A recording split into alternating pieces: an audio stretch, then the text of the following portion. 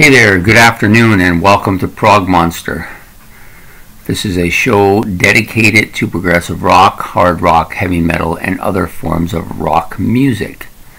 So today, or tonight if you prefer, is Monday night look back at a classic rock album in which we will be discussing this one. Gentle Giants, Acquiring the Taste. Excellent album, one of the best. Very complex, lots of instrumentation, lots of involvement from the group. So I'll be talking about this album for the next probably 15 minutes or so. There's a lot to it. However, I'm getting a bit of a glare, as you can probably see, so I may have to turn it slightly. It's coming off of everything pretty much, my face, the hat, Grace back there, and some of the spots. It's just the angle of the sun right now is not so good, but I want to get this in because I won't get a chance later. So anyways, having said all that, we're here to talk about this wonderful album, which has become one of my favorites. It's currently sitting about 7 months on my playlist, right near the top of the playlist. I think only the Pink Floyd Adam Hart Mothers has been on there longer because I tend to rotate them up. So as one gets taken out, I wrote everything up and then put one at the bottom. That's how I play the game. So anyways, this album was released on July the 16th, 1971. Studio was Advision Studios in Air Studios, or AIR Studios in London. So they recorded at both studios. It's about 39 minutes or so long. Vertigo is the label, and produced by Tony Visconti. Okay, so basically, before we get too far into the album, I'll give you the players in this section, sorry. But there are some things on this album that I find somewhat similar to the King Crimson's, Christ, I can't remember the name of the album. It'll come to me after, I'll get back to it. Anyways, playing for Gentle Giant on this, there's a lot of instrumentation. Every single member of the band here plays a lot of stuff. Kind of reminiscent of Rush. Like, there's a lot of different musical sounds here, all played by the group, and they have actually a couple of extras too, which is wow. Where do they fit these people? So anyways, starting with Gary Green. He's primarily the guitar player, but he plays 6-string electric guitars on tracks 1, 3, and 6. Electric guitars on on tracks 5 and 8, 12-string electric guitar on track 1, 12-string electric wah-wah guitar on track number 7. He plays a mandolin on track number 3, the bass on track number 3.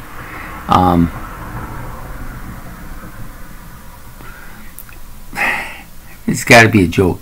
There's a donkey's jawbone on track 7. I don't get it. He does the cat calls on track 7 and the voice on track 8. Okay, so that's just Gary Green. Next up is Kerry Meniere, primarily the keyboardist of the group, playing the Mini Moog on tracks 1 to 5, piano on tracks 3, 5, 6, and 8, Hammond organ on tracks 1 and 3, the Mellotron on tracks 1, 5, and 6, harpsichord on tracks 2, 5, and 6, electric piano on tracks 2 and 6, the Celeste on track 3, the clavichord on track number 3, a xylophone on tracks 2 and 3, the vibraphone on tracks 1 and 7, timpani on tracks 2, the cello on tracks 2, 3, and 7, the maracas on track 7, and tambourine on track 7.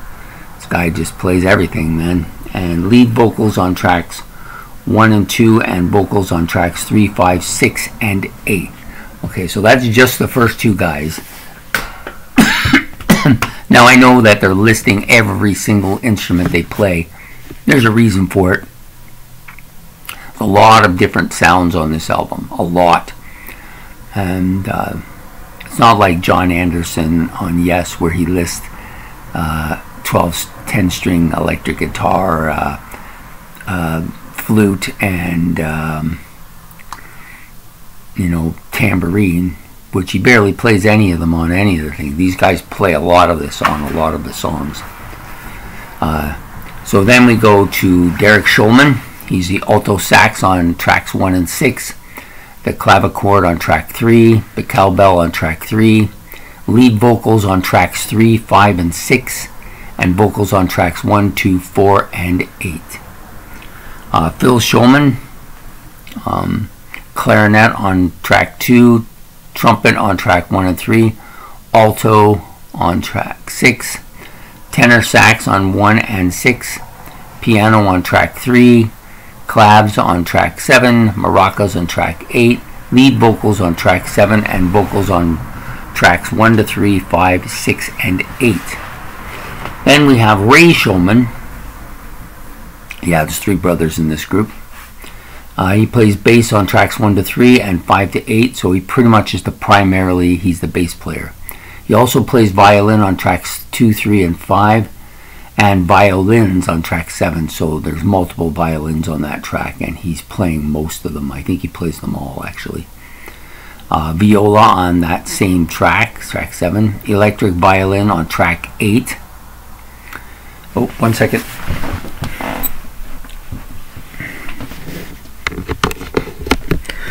Whew. Almost forgot I had to plug this in or it was going to die on me. Anyways, back to where I was. Spanish guitar on tracks 2 and 3. He plays 12-string guitar on track 6, tambourine on track 5, skulls on track 7. Okay. Organ bass pedals on track 6, and vocals on tracks 1 to 3 and 6. So there's a couple of tracks here where there's multiple vocals going on at the same time. There's a bit of a harmony, and then there's overlying vocals, and the Shulmans pretty much do all of that with Kerry Minnear. Okay, then the last guy on this is Martin Smith. He plays drums on tracks 1 to 3 and 5 to 8. There's no drums on track 4, that's an instrumental. Tambourine on track 1, gong on track 2, and side drum on track 2. Other musicians that appear, play various things, and do various things are Paul Kosh, Tony Viscotti, and Chris Thomas. Okay, so there you have it. That's everything that gets played on that album. Now, I normally don't list all that stuff. I'll generally just list some of the stuff and let some of it slide, but they play... it's not like some bands where, the guy comes out and he plays the cowbell for about half a minute on an album. I'm not going to list that, but with this group, they play a lot of these instruments on multiple tracks all at the same time. So there's like a lot going on here. That's why I had that reference towards Rush, with Rush playing its multiple instruments. They do the same, but there's 6 of them instead of 3. So it's a lot more. Okay, so the tracks on this album, there's 8. The first one, Pantagruel's Nativity. Okay, the first thing about this album you got to understand is that it is not commercial in any way, shape, or form. They were very much about producing sound and taking rock out of its normal realm and trying to expand it as far as they could. That was their modus operandi, if you prefer. Okay, so the song starts out with some kind of eerie keyboard starts. He plays this on multiple tracks, but it's kind of a weird noise. I'm going to say that it is the mellotron, but I don't know for sure. I'm not a keyboardist. I do know the sounds of a harpsichord and a Hammond organ and a piano and a keyboard set, but sometimes I'm not so sure about the mellotron and some of the other organs. there's a serious guitar bit in the song, mid-range of the song, really, really, really good. Of course, there's this interesting play between the keyboards and the drums. The drums are doing a little bit, and then the keyboards take over, and then the drums come back in and take over, and then the keyboards take over. It's like they're playing. It's kind of like having two guitarists play lead, but this is, instead of a guitarist, it's a keyboard and a drum set. So it's really different, but it's a cool song. It's probably one of my top 3 or 4 songs on the album. Pantagruel's Nativity, or Nativity. The second song is The Edge of Twilight. It's a very interesting song. Lots of different vocals worked in here, like different harmonies and layers. I'm not a huge fan of the sound of the voice of any of these guys. I don't know why. It was the big turn off on the first Gentle Giant album that I owned, and probably kept me from this band for almost 40 years before I started getting into them, was the vocals. But I've kind of gotten used to the Shulman's voice sound, and they do some interesting harmonic relationships between their voices, and overlaying relationships between the voices, because the 3 brothers sing. Kerry Minnear also sings on this as well.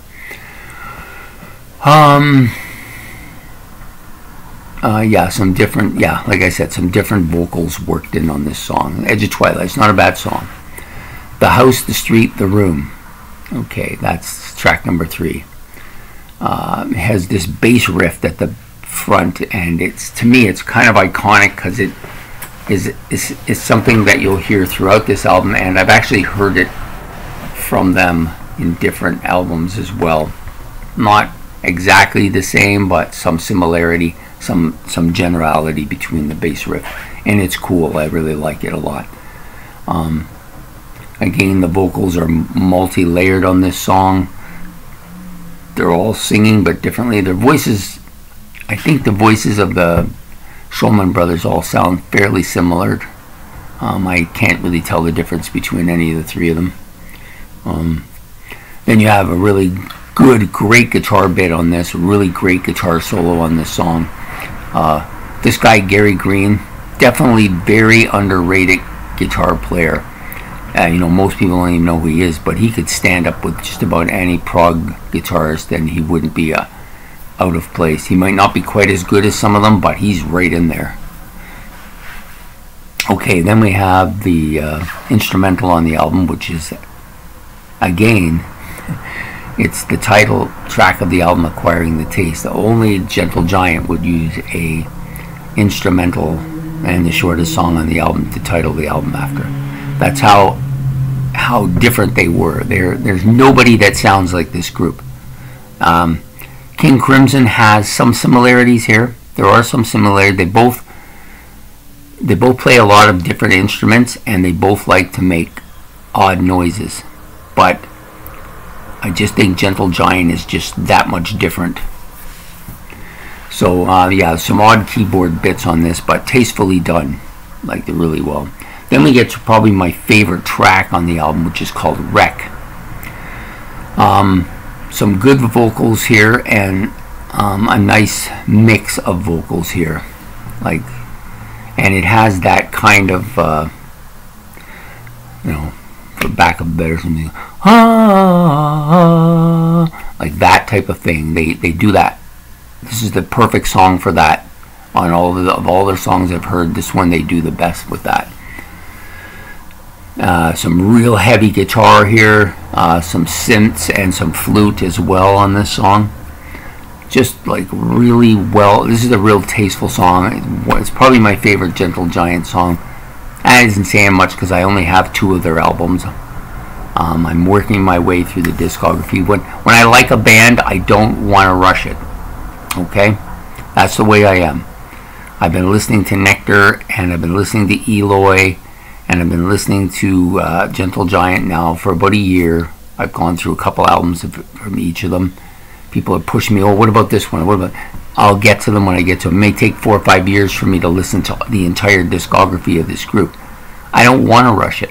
I don't want to know everything and hear everything right away. I want to enjoy the albums as they come, because after they pass, I'm going to have to look for something else to listen to, which isn't a problem, but I just want to, like, I want to give these bands a chance to really make a huge impact on me. You know, because Yes and Rush and Genesis and some of the other bands, they had a lot of their discography I listened to as it came out, a lot of it, so I got to know them slowly, and this band's deserved the same treatment in my estimation. So anyways, back to the, so Wreck is one of my favorites. I just love that. Oh, oh, oh, oh, hey, hey, hey, hey, oh, such a great song, man, just fantastic. Then the next song is called The Moon Is Down. There's some really good harmony in this too. So this band has gone from, this is funny, eh? This band has gone from a band I couldn't listen to because I couldn't take the vocals, to the best part of their music, maybe the vocal part. To me, that's just mind-boggling how that can happen on you know, I still don't really like the individual vocalists, but I like the way they put their vocals together.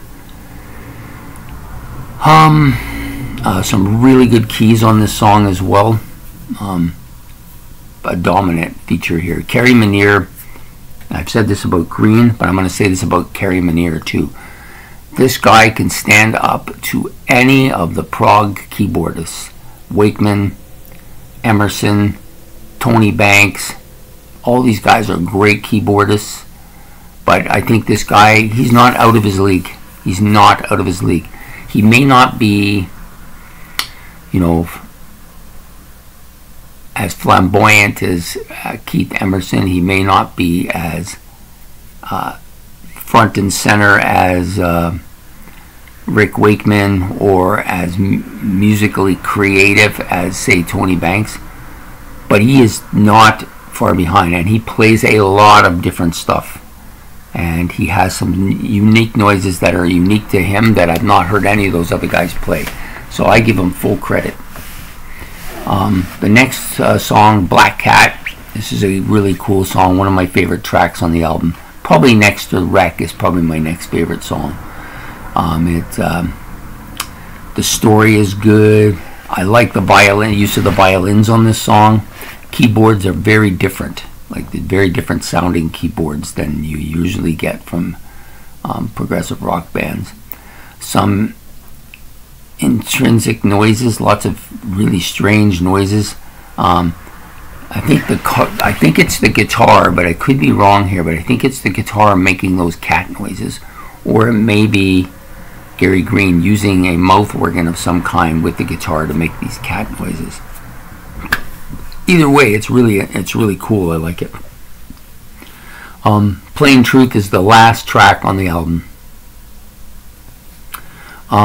There's a kind of a steel guitar part at the beginning. I don't know that it's a steel guitar because it's not listed in the instrument, so I assume it isn't. But it's it has that sound like a steel guitar. It could be a keyboard. It could be. I'm not sure. I'd have to look. I bet you I could figure it out if I went back and looked what's played on track 8. I bet you I'd figure out which one it is. But I think it's probably a keyboard sound, but it has a little bit of that steel guitar sound to it. The bass solo is fairly big on this particular track. Again, another guy, Phil Shulman. I think he's the main bass player. Let me see. No, I'm sorry, it's not Phil. It's Ray Shulman is the main bass player. He's a very good bass player too. I don't know that he's in the same league as some of the great bass players, but then again, I haven't heard enough of him. But he's prominent. He's out there, as all of them are on this album. They all have front and center pieces at some point in the album where they're playing. They're taking center stage, and they're all excellent musicians. Like, there's no slouches here.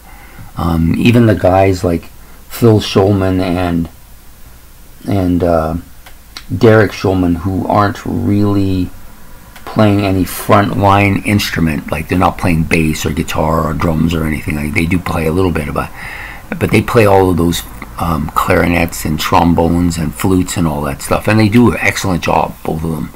So, like, this is a well orchestrated, well constructed progressive rock band, a band that now that I've listened to this album and started listening to, gone back and listened to, and there were 3, and started really paying attention to this band, I realized that my original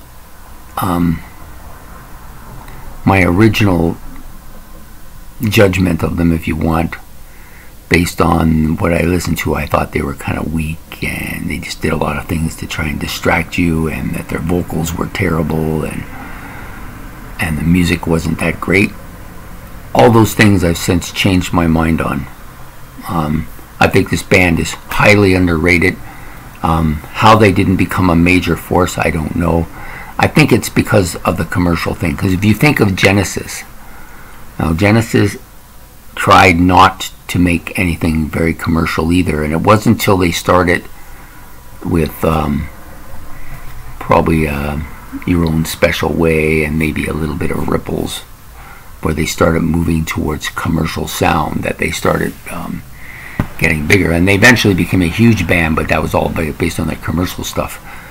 Gentle Giant never really went that way. They did towards the end of their career, but not in the same kind of way that Genesis did. So this is a much underrated band, as good as any progressive rock band out there, and definitely worth the time and the effort to penetrate their music. And once you do, like I've penetrated this music now, I love this album.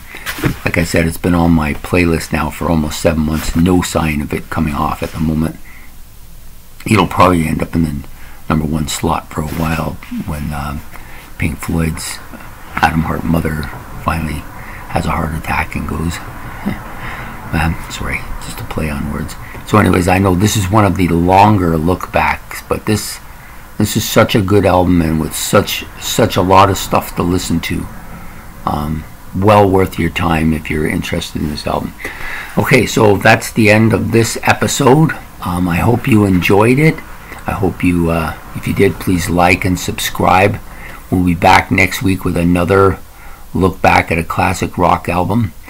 But for today, it was Gentle Giants, Acquiring the Taste. So have yourself a good day. Bye.